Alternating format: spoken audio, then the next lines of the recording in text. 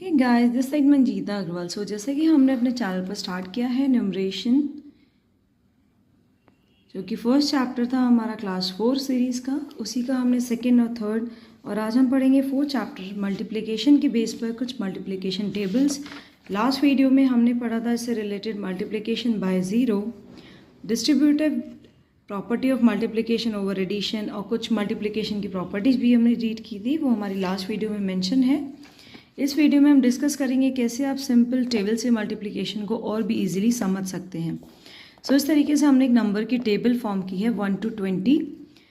उसमें जब आपने सिंपल यहाँ पे काउंटिंग नोट डाउन कर लिया, उसके अकॉर्डिंग हमने मल्टीप्लिकेशन का फॉर्म आपको यहाँ पे क्लियरली समझाया है।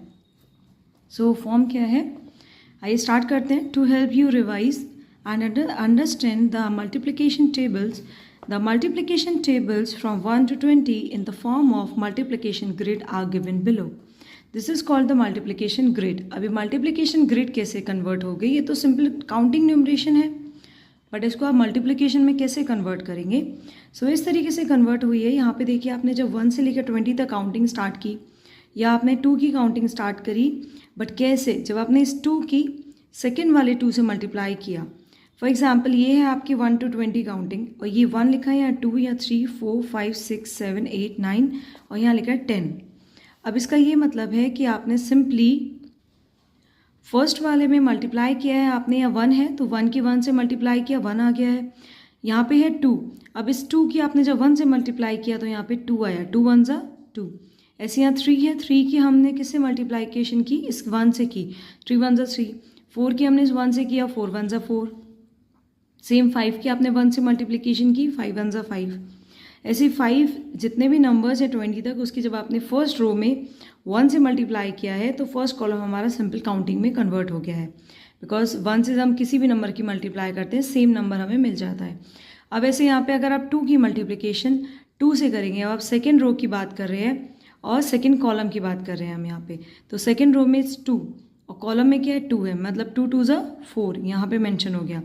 ऐसे अगर यहाँ पे 3 है, 3 मतलब थर्ड रो और सेकंड कॉलम, तो 3 इंटू 2 6। ऐसे 4 है, यहाँ पे 4 की मल्टीप्लिकेशन फोर्थ रो की हमने जब सेकंड कॉलम में 2 लिखा, उससे मल्टीप्लाई किया, आ गया यहाँ पे 8। 5 multiply with 2 10, 6 multiply with 2 12, 7 multiply with 2 14, 8 multiply with 2 16, 9 multiply with 2 18, 10 multiply with 2 20। इस तरीके से जब आपने आगे सारे नंबर्स की मल्टीप्लिकेशन की है, आपको यहाँ पे 2 की टेबल अप टू 20 टाइम्स तक मिल गई। ऐसे जब आप थर्ड रो में सेकेंड रो की जब आप थर्ड कॉलम से मल्टीप्लिकेशन करेंगे, आपको सेम 3 की टेबल यहाँ मिल जाएगी। फिर हम जब फोर्थ कॉलम की मल्टीप्लाई करेंगे, फोर्थ की टेबल मिलेगी। ऐसी 5 है, 6 7 8 9 एंड 10। सो इस तरीके से ये हमारी बन गई है सिंपल मल्टीप्लिकेशन टेबल। जो इस तरीके से हॉरिजॉन्टली लाइंस होती हैं उसको बोला जाता है रो, और वर्टिकल लाइंस को बोला जाता है कॉलम्स। तो आपने 1 to 10 कॉलम्स और रो दोनों में मेंशन किया नंबर्स को। कॉलम में हमने यहाँ 20 तक मेंशन किया है, रो में हमने 10 तक मेंशन किया है, इसलिए आपको 10 तक टेबल मिल गई है यहाँ पे। और इस तरीके से अगर आप नीचे काउंट करेंगे 11 से रो काउंट करेंगे, आपको देखिए 11 की यहाँ टेबल मिली, 12 की मिली, 13 की मिली, 14 की मिली। इस तरीके से आपको डिफरेंट टेबल्स एक ही मल्टीप्लिकेशन चार्ट में मिल गई है। अगर आपको टेबल्स लर्न करनी है, आप इजीली इस मल्टीप्लिकेशन चार्ट को क्रिएट कर सकते हैं अपनी कॉपी पर। बहुत ही सिंपल है इसको क्रिएट करना।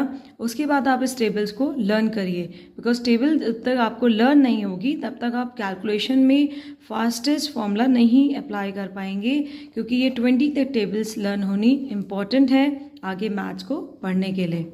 सो ये बेसिक है आपका फोर्थ क्लास। आप इसमें फर्स्ट ऑफ ऑल ऐसा करिए, टेबल्स को अच्छे से लर्न करिए। आइए अब हम आगे बढ़ते हैं कि you can read the table as shown by the colour lines. By the colour lines, अभी कलर लाइंस की कौन कौन सी टेबल्स हैं, तो यहाँ पे मेंशन किया है कि 4 into 5 है। अगर आपको यहाँ पढ़ना है कि 4 की 5 से मल्टीप्लिकेशन की है तो क्या आंसर आ रहा है, तो देखिए 4 कहाँ लिखा है, आप रो में चेक करिए या कॉलम में चेक करिए। आप कहीं भी 4 चेक करेंगे और कहीं भी आप 5 चेक करेंगे, सेम आपको आंसर मिलेगा। देखिए अगर रो में आप 4 देते हैं यहाँ पर है और कॉलम में 5 ये है तो आ गया मल्टीप्लाई करके 20। और फॉर एग्जांपल अगर आप रो में 5 लेते हैं कॉलम में 4 लेंगे तब भी आपको सेम आंसर 20 ही मिलेगा। तो 4 × 5 20 होता है। आप रो से चेक करिए या कॉलम से चेक करिए। So next is 7 × 5। अब 7 की मल्टीप्लिकेशन आपको 5 से करनी है या आपको 5 की मल्टीप्लिकेशन 7 से करनी है। सो यहाँ पे 7 की मल्टीप्लिकेशन मीन्स 7 रो में लिया आपने, उसकी मल्टीप्लिकेशन 5 से आपको करनी है। आपने 5 को कॉलम में ले लिया तो 35। सेम नंबर्स को चेंज करने के बाद आंसर सेम क्यों आ रहा है मल्टीप्लिकेशन में, ये क्वेश्चन उठता है। बिकॉज आपको पता है ना, जब आप a × b है फॉर एग्जांपल हमारे पास कि a कोई एक पर्सन है, b कोई एक पर्सन है, दोनों आपस में बात कर रहे हैं। तो जो दोनों की कॉन्वर्सेशन चल रही है, अब उसमें चाहे b पहले बोले या a पहले बोले, बट कॉन्वर्सेशन तो इन दोनों के बीच हो जाएगी। ऐसे ही मल्टीप्लिकेशन में होता है मैथ्स में कि एक कॉम्यूटेटिव रूल हम फॉलो करते हैं। कॉम्यूटेटिव प्रॉपर्टी होती है मल्टीप्लिकेशन के लिए। उसमें क्या होता है कि दो नंबर्स के बीच में जब मल्टीप्लिकेशन अप्लाई किया जाता है, उन नंबर्स का अगर आप ऑर्डर चेंज कर देते हैं तब भी आंसर में no change. For example 2 × 1 is equals to 2 and 1 × 2 is also equals to 2। So this is the property for commutative. So next है आपके पास एग्जाम्पल 7 × 7। सेम नंबर्स है, 7 × 7 49, 18 × 9 162। अगर आप 9 की 18 से मल्टीप्लाई करेंगे देन सेम 162 ही मिलेगा। देखिए यहाँ पे 9 है बट यहाँ पे 18 हमारा रो में नहीं है, बट हम ऐसे आपको दिखा सकते हैं कि आपने अगर 18 की 9 टाइम्स मल्टीप्लाई किया है, क्या मिला 162।